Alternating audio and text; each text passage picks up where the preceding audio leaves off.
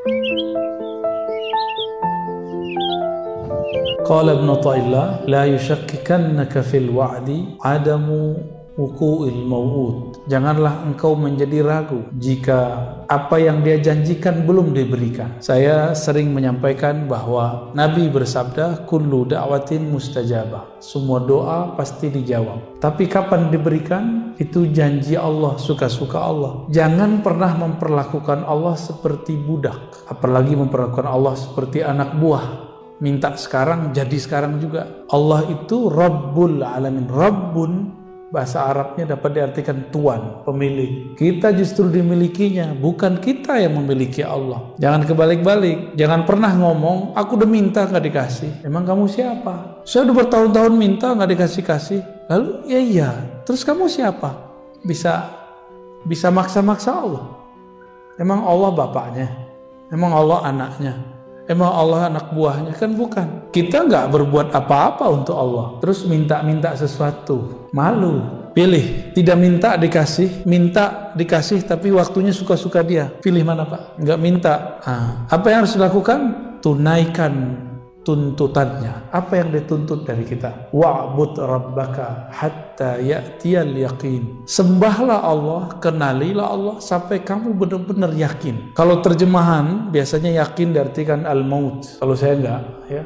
Maut udah pasti. Kalau al-maut, kenapa enggak ditulis saja di situ wa'bud rabbaka hatta al-maut? Maka terjemahan kita lain. Al-yaqin, yakin. Yakin itu al-i'tiqad al-jazim. Keyakinan yang mantap kepada Allah Subhanahu wa ta'ala. Wa'bud dapat diartikan wa'rif. Kenalilah Allah sampai kamu yakin. Dan yakin itu banyak tingkatannya. Kita sudah tahu ilmu yakin, ainul yakin, hakul. Nah, yang dimaksud di situ di atas hakul yakin itu namanya yakin. Nggak ada lagi tambah-tambahan ilmu yakin, ainul. Nggak ada tambahan itu lagi. Hakul di atas itu semua itu namanya al-yakin. Alif lam, keyakinan yang sempurna. Al-yakin bahasa Arabnya dapat kita artikan kamu percaya tanpa syarat. Percaya tanpa syarat. Bisa nggak? Jadi kalau versi saya Pak, kan yakin biasanya kita artinya 3 ya. Ilmu yakin, ainul yakin. Ilmu itu teori. Karena yang menyampaikan orang terpercaya, maka kita percaya. Kalau ainul yakin, kita melihat sendiri buktinya, tapi belum merasakan. Kalau hakul yakin, kita merasakan. Kalau al-yakin, rasa tidak rasa, kita yakin tanpa syarat. Bisa nggak? Kayaknya susah ya. Kalau nggak rezekinya lancar, nggak baca waqiah ya. Jadi kalau seandainya rezeki nggak nambah karena duha, nggak mau duha lagi. Bener, kayaknya begitu sih ya. Kenapa semuanya harus bersyarat sama Allah? Allah memberi kita tanpa syarat. Saya mau tanya, kita nyembah Allah untuk kita. Di surat Luqman, bersyukur kepada Allah. Itu bukan untuk Allah. Linafsih, siapa yang bersyukur kepada Allah kembali ke dirinya sendiri. Jadi Allah nggak butuh kok syukur kita. Jangan GR amat. La yushakkikannaka fil wa'di adamu wuqu'il maw'ud. Janganlah engkau menjadi syak mengenai suatu janji bahwa doa pasti dijawab, tapi waktunya tidak sesuai dengan apa yang kita ekspektasikan. Wa in ta'ayyana zamanuh. Meskipun zamannya sudah jelas. Li'alla yakuna dzalika qadhan fi basiratik. Supaya syak kamu itu tidak memadamkan cahaya mata hatimu. Wa ikhmadan linuri sariratik. Dan dapat memadamkan cahaya dalam sirmu. Jadi ada basirah, ada sarirah. Apa bedanya nih? Ada basirah, ada sarirah. Basirah itu mata batin. Dengan itulah kolbu melihat. Sarirah itu matanya ruh. Dengan itulah ruh bermakrifat. Kalau kolbu itu dibuka lagi. Ada lagi yang terdalam. Namanya sir. Sarirah. Sarirah itu matanya ruh. Ruh kita memandang dengan itu. Maka kalau disebut ikhmadan linuri sariratik. Kamu jika ragu kepada Allah, maka ragumu membuat kamu bodoh. Kebodohan itu adalah padamnya cahaya ma'rifat. Ma'rifat artinya ilmu. Kita semua sudah tahu Allah tidak pernah melanggar janjinya. Innallaha la yukhliful mi'ad. Tapi giliran diuji sebentar saja, kita doa belum dikasih, mulai ragu, bener nggak? Padahal doanya nggak sungguh-sungguh juga. Bapak doa tapi pikirannya kemana-mana, itu nggak sungguh-sungguh namanya. Doa yang sungguh-sungguh itu seperti kita datang kepada seseorang, meminta pertolongan kepadanya, kita jaga adab di depan dia. Berani nggak kita datang ke seseorang, orang bos, kita minta kepada dia sesuatu pakai proposal. Tuan, Bapak, mohon bantu acara kami, masjid kami, atau usaha kami. Tiba-tiba handphone bunyi, berani angkat nggak? Kalaupun diangkat dimatiin, benar nggak? Kalau lagi zikrullah, pikirannya macam-macam, keluyuran, ditarik lagi nggak? Dibiarin aja ya. Nah, itu bedanya kita. Maka wajar, sebenarnya mohon maaf ya, zikir-zikir kita itu nggak ada yang diangkat sebenarnya. Nggak ada Pak, nggak ada yang khusyuk soalnya. Sholat Bapak tadi itu nggak ada yang diangkat. Tapi karena ada sholawat di situ, Allah angkat. Karena nggak ada yang khusyuk. Orang dari takbir sampai assalamualaikum udah kemana-mana mikirnya. Yakin gak tuh diangkat tuh? Tapi Allah akan pemaaf. Innallaha afuwun ghafur. Allah itu maha pemaaf. Masalahnya, mahar maaf itu ada. Bersalawat kepada baginda Rasulullah Sallallahu Alaihi Wasallam. Jadi ciri-ciri orang yang basirahnya hidup, dia tidak syak meskipun doanya belum dijawab. Dia tidak syak kalau dia sakit berobat belum kunjung sembuh. Inilah rahasia Nabi Ayub.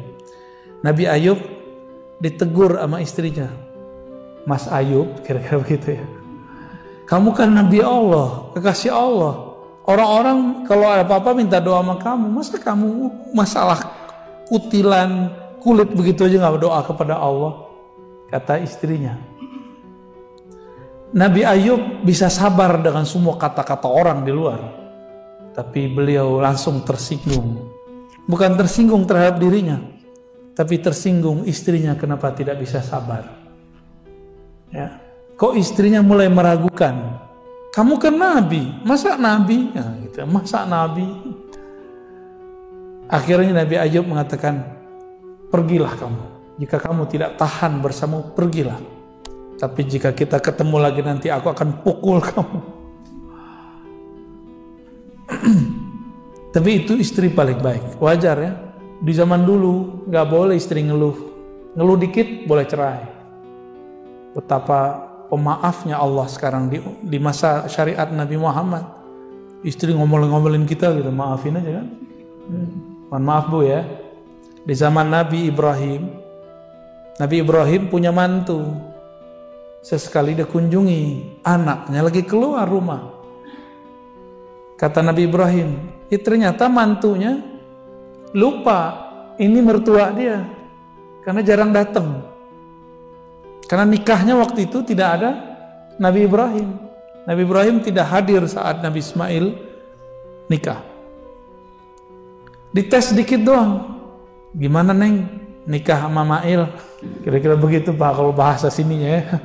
Apa jawaban? Wah payah. Bang Mail payah. Makan susah. Minta beli ini beli itu nggak dikasih. Oke, oh gitu. Cuma pertanyaan begitu, jawabannya 3 jam.